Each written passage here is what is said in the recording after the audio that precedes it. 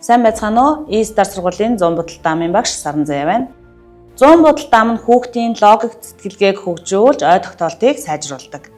Мөн хүүхдэд сууж сурах төлөвшлийг олгодог нь давуу тал юм.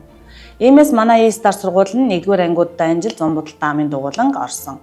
Миний бие 1-р ангийн 4 бүлэгт 15 цагийн багц хичээлийг орсон бөгөөд хүүхдүүдэд даамны ерөнхий ойлголтыг өгсөн байгаа.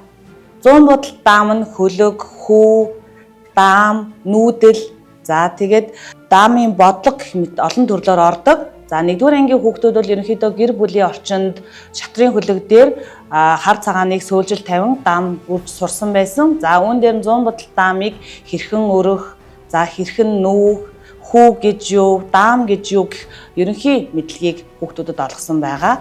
За 100 бодол даамыг тоглож сурснаар хүүхдүүд сууж сурах, мөн сэтгэн бодох чадвар нь маш сайн тэлж хөгжиж өгдөг нь давуу тал юм аа. За энэ бүгдийг дүгнээд хэлэхэд 100 бодол даам нь өртөг хэрэглэл бага шаарддаг бөгөөд үр өгөөж нь ариун байдаг спорт шүү. Та бүхэн 100 бодол даамаар хүүхдээ хөгжүүлээрэй.